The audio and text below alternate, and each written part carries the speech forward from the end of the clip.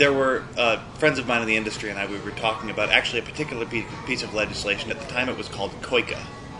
And we were concerned about the potential ramifications that it was going to have if it were enacted in the hosting and on the hosting industry. If the things that they were talking about as far as provisions go were enacted and we were going to be forced to live with those laws. And we were sort of saying there's nobody at the table talking about how this is going to affect the hosting industry.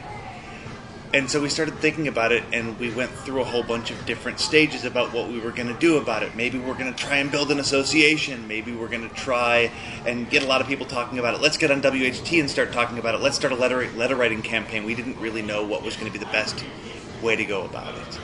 And after a while, we said, okay, this is something that we need a lot of support on. And the best way to start is just to start educating people. COICA ended up not coming to fruition, but the next generation was called the Protect IP Act, and the Protect IP Act is still very much a possibility. It's being held up by one legislator. It has the full potential of going to the Senate floor and being voted on, and it's most likely going to win, to succeed. And that's something that this industry needs to discuss. That's one piece of legislation of many that we need to make sure that we have our voice at the table for.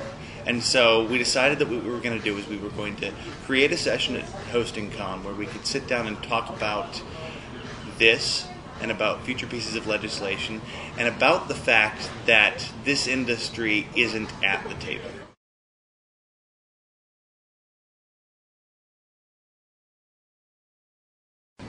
Laws are created because legislators are trying to solve problems.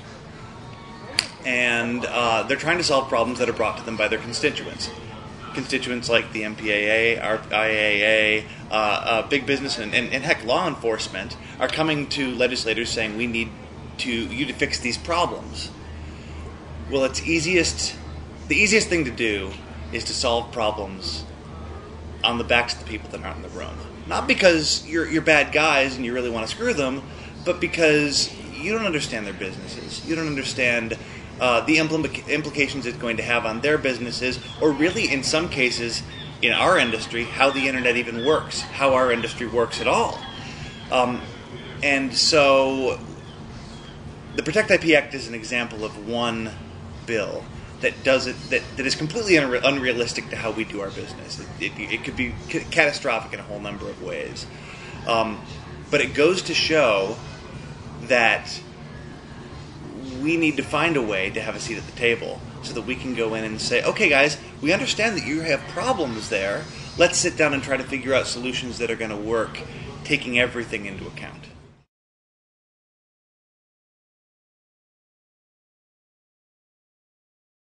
I'm going to highlight two. We actually, when we went into DIG, we found about 32 pieces of legislation that could potentially legislate the hosting industry. It's a little bit of a misleading number because some of those things are like Ron Paul bills that aren't going to get a second sponsor. But some of them are serious bills. The Protect IP Act is a very important one that we need to take a look at because it's got no safe harbor for hosts. What that means is that for copyright violations, for intellectual property, hosts are being seen as acting in concert with the people that are putting up the content.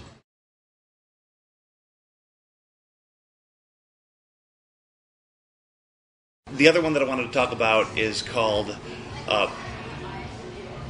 Protecting Children from Internet Pornography Act. Okay. Now, that's one that, because of the title, it's really hard to be against. Right. The problem there is data retention requirements.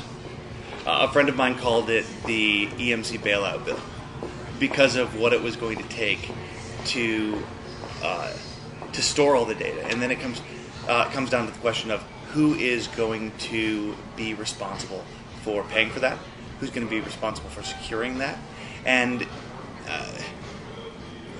can we really be in a situation to have to give up whatever content has existed on our network for up to 18 months to any lawyer, or even in some crazy situations, private citizens who demand it? Huge potential ripple effects when it comes to security.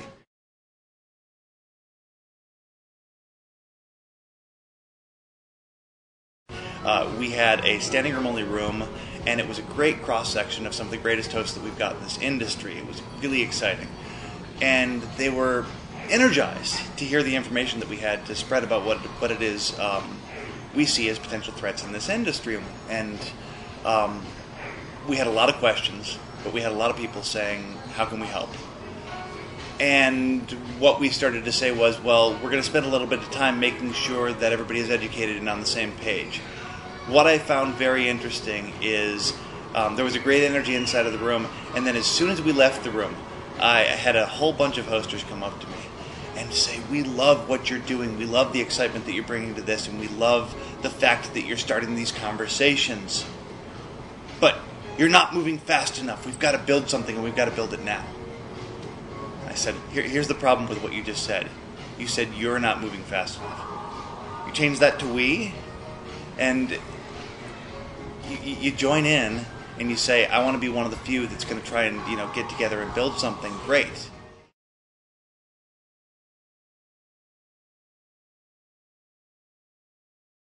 Well, we've set up a couple of different locations to try and spread some more information.